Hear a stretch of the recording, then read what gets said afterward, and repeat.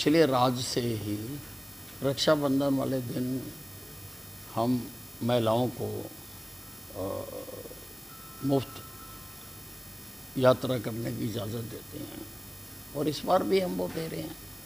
उसके लिए सरकारी स्तर पर जो आदेश हैं वो जारी हो चुके हैं। देखिए, मैंने दोनों मुख्यमंत्रियों के बयानों को पढ़ा है। हमारे मुख्यमंत्री नायब सैनी जी ने भी कहा है कि मीटिंग अच्छे वातावरण में हुई है और पंजाब के मुख्यमंत्री ने भी इतिहास में पहली बार कहा है कि मीटिंग अच्छे वातावरण में हुई है।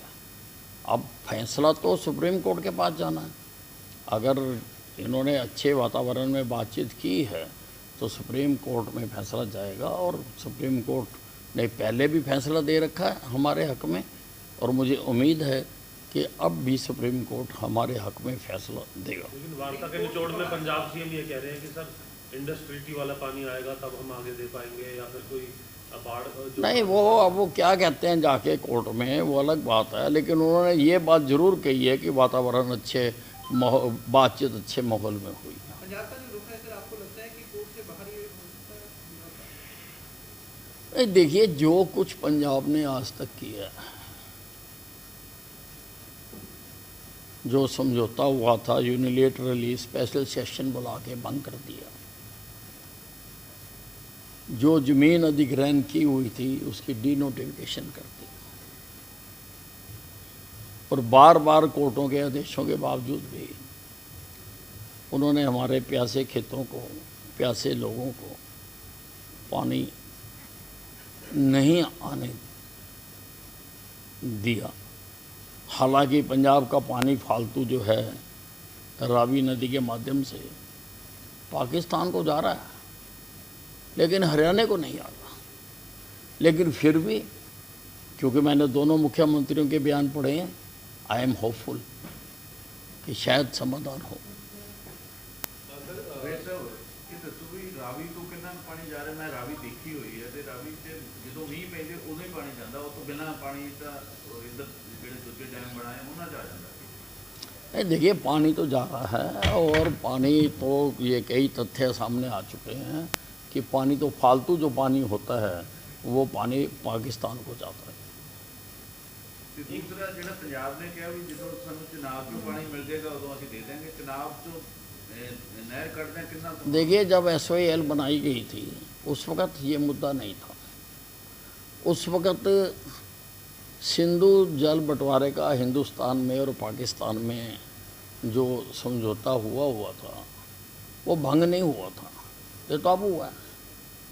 तो ये अगर वो कह रहे हैं तो ये तो एक तरह से बात को टालने वाली बात है। यकीनी तौर पर हमारी सरकार ने कहा है कि जो पाकिस्तान को उस वक़्त पाकिस्तान की फेवर करते हुए सिंधु नदी, जो कि हमारी नदी है, सिंधु से ही हम हिंदू बने, सिंधु का पानी पी पी कर ही हम हिंदू बने, उसका ज़्यादा हिस्सा हमें मिलना चाहिए था।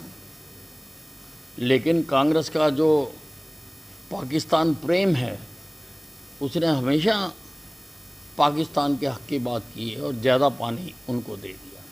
अब हमारे प्रधानमंत्री जी ने वो समझौता रद्द किया है, योजनाएं बन रही हैं।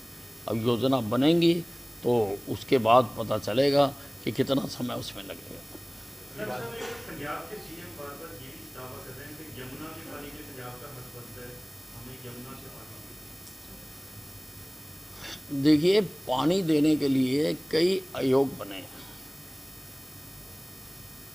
और जस्टिस रेड्डी का भी आयोग बना था। उन आयोगों का ही ये फैसला है और उस फैसले के मुताबिक ही पानी मांगा जा रहा है। हम नया नहीं मांग रहे, पानी ज़्यादा नहीं मांग रहे। हम तो कह रहे हैं कि जो फैसला हुआ है हरियाणा पंजाब में उतना ही पानी आप हमें दे दो। तो वो पंजाब क्या कहता है, पंजाब के लोग क्या कहते हैं, लेकिन इस देश में जब भी कोई डिस्प्यूट हो, लोगों में हो, व्यापारिक संस्थानों में हो, राजनीतिक पार्टियों में हो, प्रदेशों में हो, तो वो मामला सुप्रीम कोर्ट उसका निर्धारण करता है, और सुप्रीम कोर्ट हमारी सर्वोच्च कोर्ट है, उसके फैसले को अब ये कोई कुछ भी कहता हो, लेकिन सुप्रीम कोर्ट के फैसले को सहर्ष सबको मानना चाहिए और उसको लागू करना चाहिए। विभाजन विभीषिका दिवस मनाया जा रहा है पूरे प्रदेश के अंदर, 14 तारीख को राज्य स्तरीय कार्यक्रम है, कैसे देखते हैं? नहीं, देखिए, ये एक बहुत गहरा जख्म है जो कांग्रेस ने हिंदुस्तानियों को दिया था। देश का विभाजन किया, देश के टुकड़े किए, लोगों को मरवाया, 10 लाख लोग मारे गए। कोई योजना नहीं बनाई कि अगर देश का बंटवारा होगा तो पॉपुलेशन का ट्रांसफ़र कैसे होगा। और ये जो अपने आप को सेकुलर बताती है पार्टी, आप इतिहास निकाल कर देख लो कि इन्होंने देश का बंटवारा धर्म के आधार पर किया कि मुसलमानों को उनके हिस्से की ज़मीन दे के पाकिस्तान बना दिया जाए और हम हिंदुस्तान में रह रहे हैं। इन्होंने किया, तो उसको याद रखना, याद कराना लोगों को कि ये पार्टी ने क्या क्या किया हुआ है, वो आवश्यक है। इसीलिए हमारी पार्टी ने विभाजन विभीषिका मनाने का निर्णय किया।